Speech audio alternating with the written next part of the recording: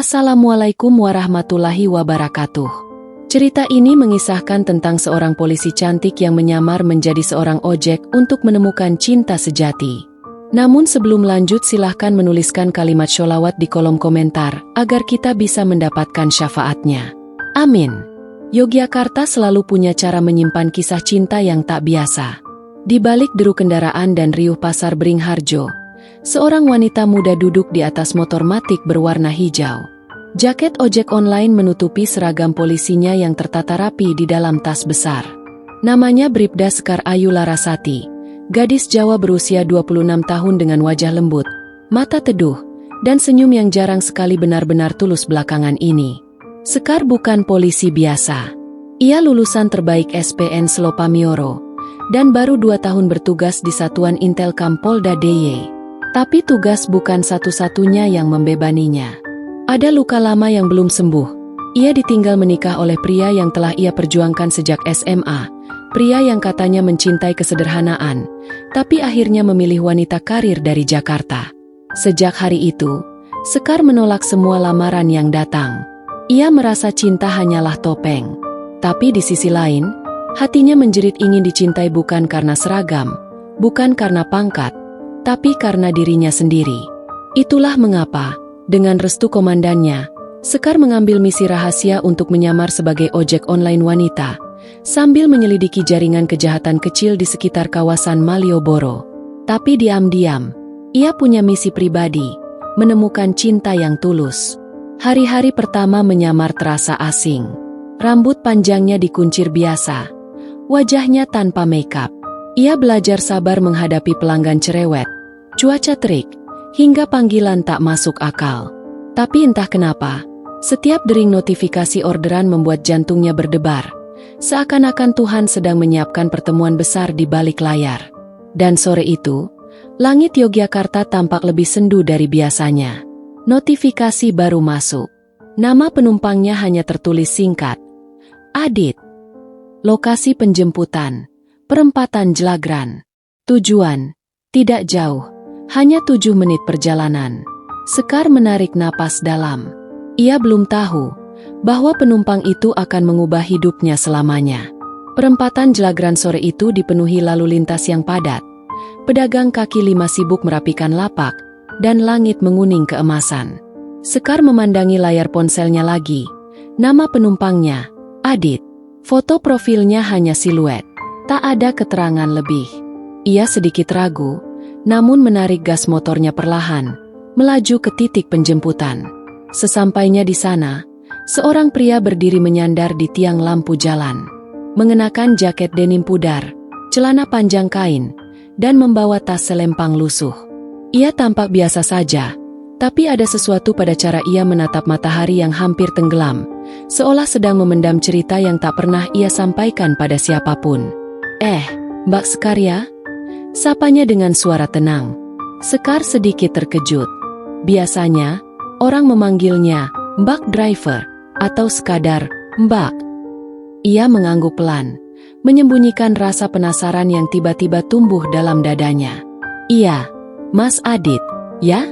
Ayo, silakan naik. Dalam perjalanan, Adit tak banyak bicara, tapi bukan karena cuek. Justru, aura tenangnya membuat Sekar merasa nyaman. Janggal, memang.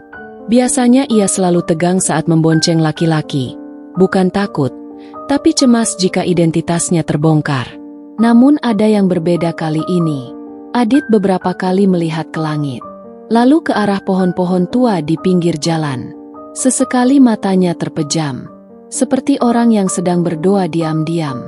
Mas, kita kemana tadi? Tanya Sekar, berusaha mencairkan suasana. Ke rumah nenek saya, di kawasan Wirobrajan. Tapi, kalau boleh jujur, saya nggak tahu kenapa tiba-tiba ingin naik ojek. Biasanya jalan kaki, katanya sambil tersenyum tipis. Sekar ikut tersenyum, tapi dalam hati mulai merasa aneh. Banyak dari penumpangnya yang aneh, tapi Adit terasa seperti teka-teki. Dan ia benci teka-teki, sekaligus diam-diam menyukai tantangannya. Sesampainya di depan rumah tua sederhana di pojokan jalan Wirobrajan, Adit turun dengan sopan. Ia menatap Sekar dan berkata pelan, "Hati-hati di jalan, Mbak Sekar. Terima kasih ya, sudah nganterin. Dan entah kenapa, saya senang bisa ngobrol walau sebentar." Sekar tak menjawab langsung, tapi jantungnya berdetak lebih cepat dari biasanya. Ia tak tahu bahwa dari pertemuan itu, benih rasa sedang tumbuh. Dan sejak hari itu, Adit muncul lagi, dan lagi. Selalu dengan orderan berbeda. Tapi lokasinya selalu tak jauh dari Sekar berada. Apakah ini kebetulan? Atau sebuah skenario dari semesta? Hari-hari berikutnya terasa berbeda bagi Sekar. Bukan karena lelah menjadi ojek, bukan karena tugas kepolisian yang terus menumpuk, tapi karena seseorang, Adit. Entah mengapa, aplikasi ojeknya selalu mengarahkannya ke rute yang sama, dekat-dekat dengan tempat Adit biasa menunggu. Seolah takdir sengaja bermain-main. Bahkan saat bukan Sekar yang menerima order, Adit membatalkan, lalu memesan ulang hingga akhirnya Sekar yang muncul. Ia tak banyak bicara, tapi selalu meninggalkan bekas. Kalimat-kalimatnya sederhana, namun menyentuh. Suatu sore, saat gerimis turun membasahi Malioboro, Adit akhirnya buka suara. "Kamu pernah percaya nggak kalau setiap orang sedang sembunyi dari sesuatu?" Sekar yang sedang mengenakan jas hujan, hanya menatap dari kaca spion. Ia tak menjawab, karena pertanyaan itu terlalu dekat dengan dirinya sendiri. Adit melanjutkan, "Aku pernah berada di titik terendah hidupku. Kehilangan orang tua, diusir dari rumah keluarga sendiri, dan yang paling sakit, ditinggalkan seseorang saat aku lagi nggak punya apa-apa." Suara Adit datar, tapi Sekar bisa mendengar luka di baliknya. Seketika hatinya mencelos. Ia tahu perasaan itu. Ia sendiri sedang menyembunyikan identitasnya. Ia bukan sekadar ojek. Ia adalah anggota reserse khusus Polwan, sedang menyamar dalam misi mengungkap jaringan penipuan asmara yang merugikan banyak perempuan di Jogja. Sekar juga punya trauma. 3 tahun lalu, ia pernah hampir menikah, tapi ditinggal tanpa alasan. Sejak itu, hatinya tertutup. Sampai Adit datang, sebagai penumpang yang mengganggu dinding yang selama ini ia bangun tinggi-tinggi. Namun kini, ia dihadapkan pada dilema. Semakin ia dekat dengan Adit, semakin besar risiko identitasnya terbongkar. Dan jika benar Adit adalah bagian dari jaringan yang sedang ia selidiki, maka hatinya bisa hancur untuk kedua kalinya. Malam itu, di kontrakan sederhananya, Sekar menangis. Bukan karena lelah, tapi karena ia mulai takut mencintai. Dan ia sadar, kalau ternyata bukan hanya Adit yang menyimpan rahasia, tapi ia juga. 2 orang yang sama-sama menyamar. Tak tahu bahwa mereka saling sembunyikan cinta yang nyata. Malam itu, Sekar kembali menerima order dari Adit. Namun kali ini berbeda. Adit meminta untuk diantar ke sebuah lokasi yang membuat Sekar terkejut. Sebuah villa tersembunyi di daerah Kaliurang. Itu adalah salah satu titik yang selama ini sedang dipantau tim intelijen tempat Sekar bertugas. Di sanalah diduga terdapat markas transaksi jaringan penipuan asmara lintas kota, sindikat yang memanipulasi hati perempuan melalui media sosial, dan parahnya, menggunakan foto-foto pria tampan yang sebenarnya adalah identitas palsu. Sekar mulai curiga, tapi perasaan campur aduk mengacaukan logikanya. Ia ingin percaya Adit, tapi ia juga tak bisa abaikan insting sebagai penyelidik. Selama perjalanan, Adit tak banyak bicara. Wajahnya tegang, tatapannya tajam menatap gelapnya jalanan pegunungan. Sesampainya di sana, Adit turun, dan tanpa menjelaskan apa-apa, ia berkata, "Tunggu di sini. Kalau dalam 15 menit aku nggak keluar, kamu pergi. Jangan lihat ke belakang." Sekar menahan napas.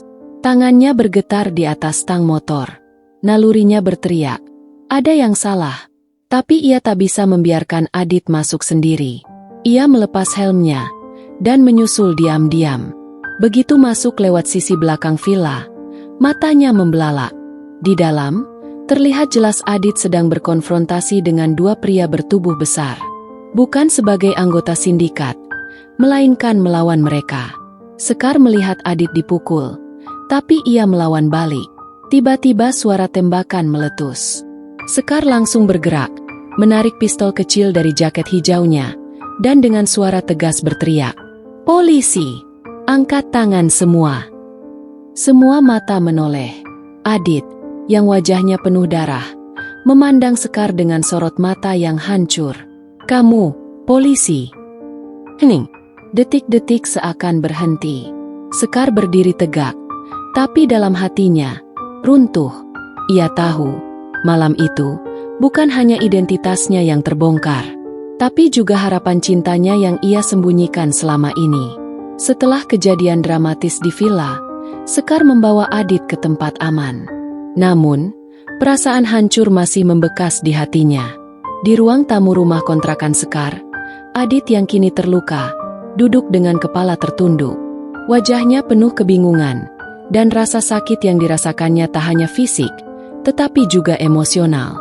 Ia merasa terjebak antara masa lalu yang kelam dan kenyataan pahit yang baru saja terungkap. Sekar berdiri di depan jendela, menatap keluar, memikirkan semua yang terjadi. Tentu saja, ia merasa dikhianati. Namun, hatinya tak bisa menutupi kenyataan bahwa Adit bukanlah orang yang dia kira. Bukan hanya karena dia seorang polisi yang menyamar, tetapi karena dia juga mencari cinta yang sama seperti Adit, mencari seseorang untuk memahami dirinya. Adit perlahan berjalan mendekat, merasakan ketegangan yang begitu nyata di antara mereka. "Sekar, aku tahu ini berat. Aku bukan siapa-siapa untukmu, tapi aku ingin kamu tahu, aku melakukan ini untuk membenahi hidupku," kata Adit dengan suara serak. Sekar berbalik. Matanya yang semula dipenuhi amarah kini dipenuhi air mata. Ia memandang Adit, namun tak bisa mengucapkan kata-kata. Adit melanjutkan, "Aku sudah lama terjebak dalam hidup ini. Tapi pertemuan denganmu, dengan cara yang tak terduga ini, aku merasa ada harapan. Kamu bisa membantuku, Sekar." Sekar menggigit bibirnya. Duka yang mendalam mengalir dalam dirinya.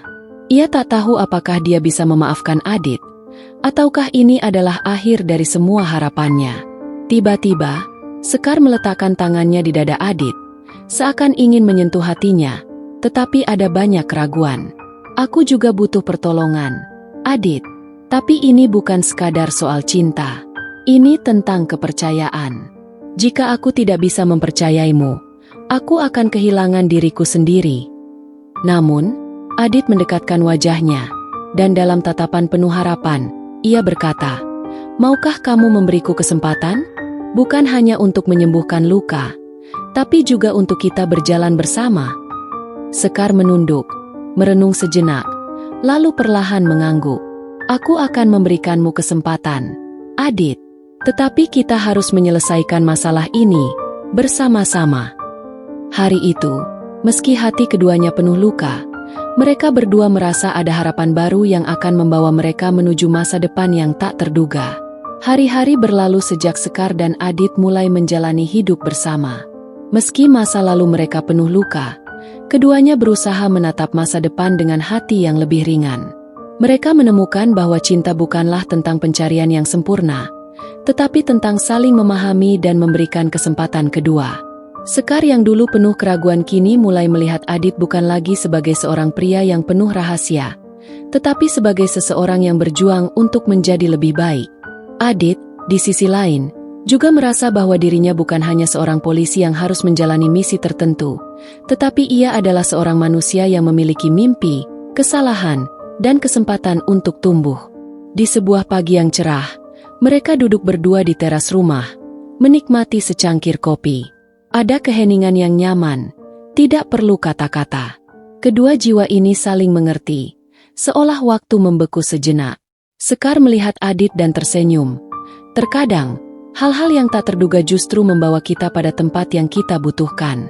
Aku merasa menemukan sesuatu yang lebih daripada sekadar cinta. Adit, aku menemukan kedamaian. Adit mengangguk, dengan senyuman tulus. Aku pun merasakannya, Sekar. Aku tak akan pernah menyangka bahwa akan ada seseorang yang seperti kamu dalam hidupku. Kamu adalah bagian dari perjalanan yang selama ini aku cari. Sekar kemudian menggenggam tangan Adit, melihat ke dalam mata Adit yang kini penuh dengan harapan. Kita tidak tahu kemana arah kita akan pergi, tapi aku yakin kita bisa melangkah bersama. Adit, dengan hati yang penuh rasa syukur, menjawab, aku siap untuk apapun yang akan datang, asalkan kita melangkah bersama. Mereka berdua kemudian berdiri, berpegangan tangan. Ada kebahagiaan yang baru saja lahir dari hati yang penuh luka. Tak ada lagi rahasia, hanya cinta yang tulus dan saling menghargai.